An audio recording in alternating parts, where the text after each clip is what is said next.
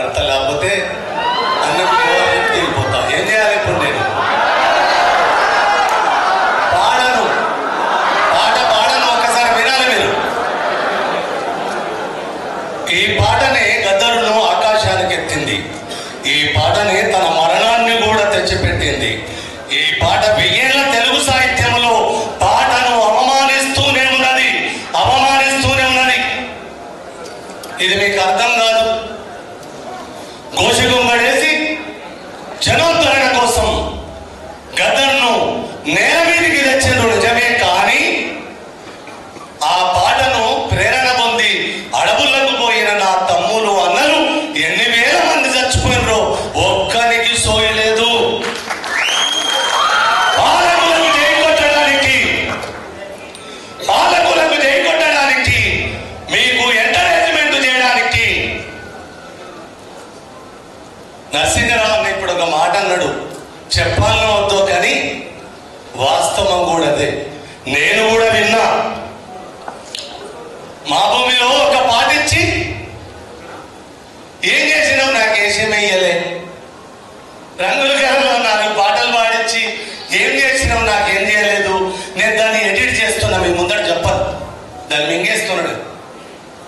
ఒక్క మాట చెప్తానన్నా మీకు, కాసిము నీ ఉద్యమ కాలం అంతా, నీ ఉద్యోగ కాలం అంతా ఆర్ట్ కాలేజీ ప్రాంగణం ఉస్మానియా యూనివర్సిటీ నా అమ్మఒడిది. తెలంగాణ వచ్చిన తర్వాత మూగపోయిన నేను 8 ఏళ్ళు ఇదే ప్రాంగణంలో ఒంటరిగా నడుస్తుంటాను, నాకు నేనే మాట్లాడుకుంటా. మీరందరూ ఇలా ఈ అందరూ శ్రీరాంపురం తెలంగాణ ఉద్యమ ధూమ్ధాములో అంతర్పుల నాగరాజు ఉన్నాడా వాడి ఆనడో. కానీ మేము అక్కడికి పోయినప్పుడు ఇక్కడ ఒక దౌర్భాగ్యం చెప్పాలి, అదే చెప్పేందుకు ఇంతసేపు కూర్చున్నా మీకు. ఎందుకో మరి నన్ను చూస్తే ఈ జనాలకి ఇంత ప్రేమ ఎందుకు వచ్చిందో ఒక మాట ఇస్తున్నా. గద్దరన్న తరపున, ఆయన తరపున ఎవరెవరు ఏం చేస్తారో నాకు తెలియదు, కానీ వాడి పాదాన అందెనై వాడు నేల మీద అంతే శ్రీరాంపురంలో రాలిన గజ్జలు వచ్చి నేను మొక్కే గద్దె మీద పెట్టుకున్నాను. అదే గద్దరంటే నాకు ఒక్కటే మనవి నాన్న మీకు, కాశీం నీవు మర్చిపోకుండా, ఇక్కడ కూర్చున్న వాళ్ళందరూ మర్చిపోకుండా గద్దరు ఎడలో ఉన్న 3 బాధలు చెప్పాలి ఇప్పుడు మీకు. దండోర ఉద్యమం ఓరెత్తుతున్న కాలం అది. అనేశ్రీ మాదిగలు నన్ను నమ్ముతలేరురా, నేను మాలో ఉన్నట్ట అని ఎన్నిసార్లు ఏడ్చిండో తెలియదు నాకు. అనేశ్రీ మాలలు దండోరను బలపరిచినందుకు మాలలు నన్ను విలేచిరురా అని ఎన్నిసార్లు ఏడ్చిండోరా. కానీ నువ్వు వీళ్ళందరినీ లెక్క లేకుండా ఎందుకు బతుకుతున్నావో ఇప్పుడు నాకు అర్థమైందిరా. ఎన్నుల తోటలు వేర్చుకొని బతుకత రోడ్డు మీద మారేసుకొని పాట కోసమే బతుకుతున్న నన్ను యాచక గాయకుల్లాగా పాటలు పాడు కూడా గాయకుడే అంటున్నారు, కానీ నన్ను కవి అని ఒక్క నా కొడుకు సంబోధిస్తలేరా అంటాడు గద్దరు. ఏం లేదు తెల్లారు లేస్తే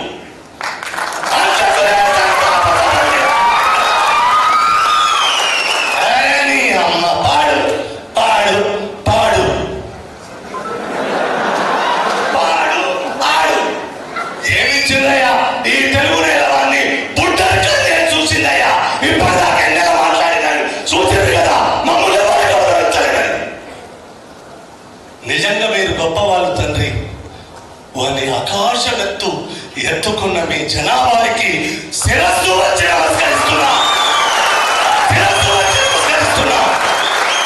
వాటిక కంటి నీళ్లు సరుకట్టు పోయిందబడ ఏలనేచ్చలో కైటప దైత్యమర్తనుని కాదని కోడలా ఏమనమ్మ యోకట గర్భరాని నిన్నాగడికి నిగుడిపోయి అల్ల కర్ణాట కిరాట కీచకుల కమ్మ త్రిశుద్ధిగా నమ్ము భారతి అంటాడు పోతనామాత్రుడు. వాడు పుట్టిన నెల మీద పుట్టిన కదా, వాడి పాద తూలి తోకి పెరిగిన కదా, కాలమే ఖడ్గాన్ని విసిరేసిన నా కంఠాన్ని కాలుకగా అర్పించనా, మంట పెనుమంటలై సుట్టేసిన పాడి పంటలుగా పచ్చంగా చిగురించన, గగనమే పిడుగులను పడదోసిన నా గమనమే తడబడుతూ గతి తప్పున, సొమ్ములకు నా కవిత అమ్మచూపను ఎప్పుడు రొమ్మెరిచి చెప్పనా, అమ్మ పైన రొమ్మెరిచి చెప్పనా, అమ్మ పైన. ఇలా కవులు రెండు పాయలు అయిపోయిందన్న, అమ్మకానికి ఒక్కడు నమ్మకానికి ఒక్కడు. కాబట్టి మీకు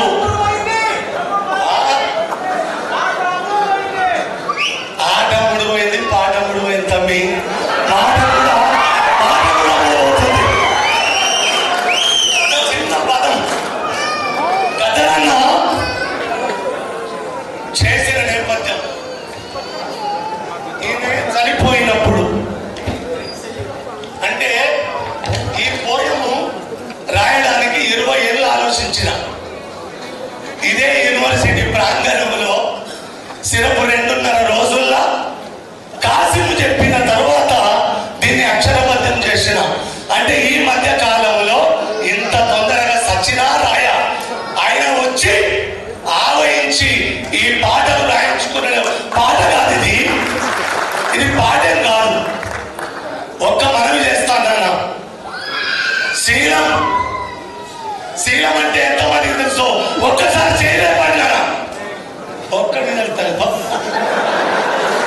శీలం. నాకు నీళ్ళు నాన్న కొద్దిగా.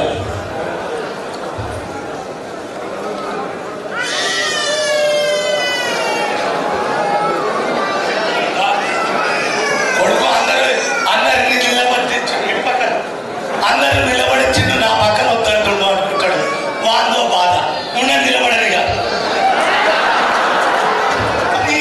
ఇది మాత్రం నేను ఇబ్బంది పెడతాను.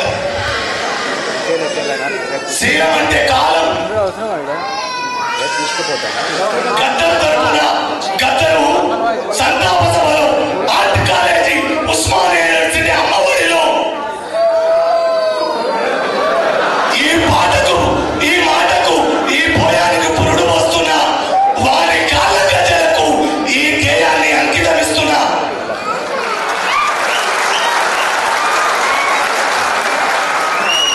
శీలం అంటే కాలం.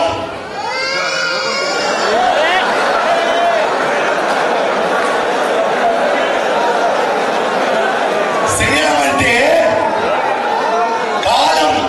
ఆ కాలం అది కొద్దిలా వినమ్రత. శీలం అంటే కాలం. ఆ కాలము సువిశాలం. కవిని గట్టని కాలం.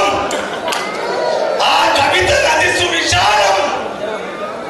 ప్రకృతి ప్రణవాగ్ని క్రీడల ప్రాణికోటికి పగలు రేయది. ప్రశ్నలు తర్కము తానైతేనేమది.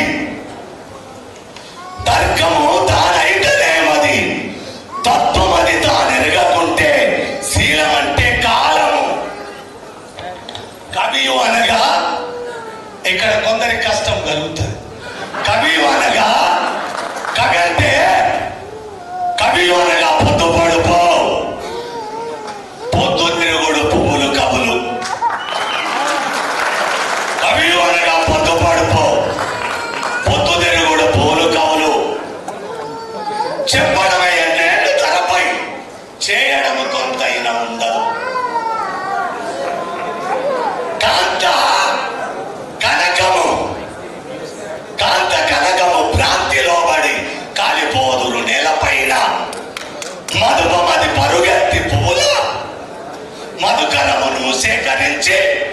లోకహితమై బ్రతికే లోకహితమై వెలిగ దిశలా లేకువది లోకహితమై వెలిగ దిశలా లేఖితనమది ఏల నేల. లోకహితము తేనెటీగా లోకహితమై బతికితే ఇక్కడ లేఖితనం ఎక్కువ. కానీ గద్దరులో అనువంత కనబడది. అందుకే శీలం నాకు తెలిసిన ఈ కాలములో గద్దరుకు దాని చిరునామా, శీలానికి గద్దరు చిరునామా. అందుకోసం ఈ పోయం చెప్తున్నాను. రాజులను కీర్తించే కవులు,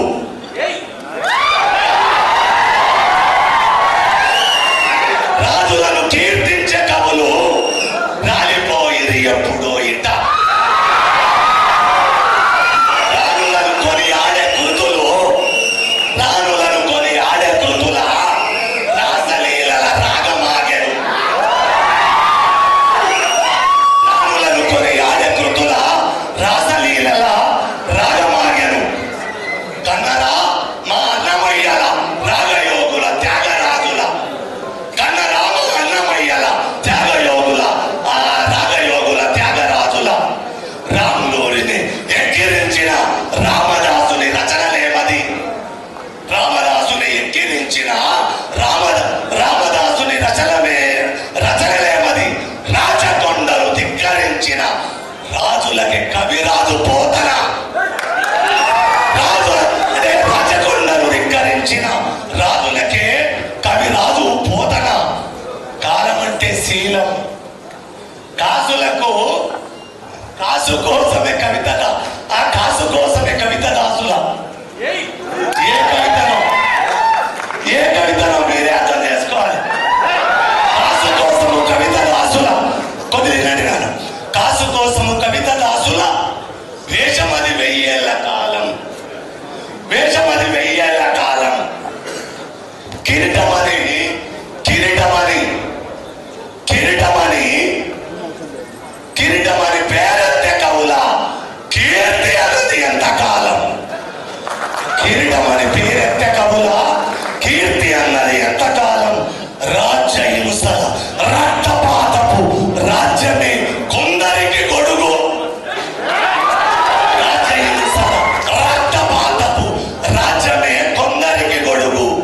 రాజు నీడన బతుక నేర్చిన, బతుక నేర్చిన,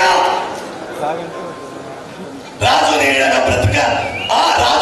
బ్రతికే కవులకు రగిల రచనల, అంటే రగిలించే రచనల రాజనుడుగు. రాజు నీడన బతికే కవులకు రగిల రచనల రాజనుడుగు. కాలమును శాసించే ఈ ఒక్క పదం వినండి తండ్రి, ఇలా పట్టుకోలేదు. కాలమును శాసించే కవికి, కాలమును శాసించే కవికి వేలమాయిట. కాలమును శాసించే కవికి వేలమాయిట వెలిగ రవికి. అర్థమైందా తనులకు? ఒక్కసారి చేతి చెప్తాను అర్థమైంది. కాలమును శాసించే కవికి వేలమాయిట వెలిగ రవికి. కవి అనటోడు కాలం, శీలం, కవివాడే రవివాడే. ఇక్కడ ఉన్న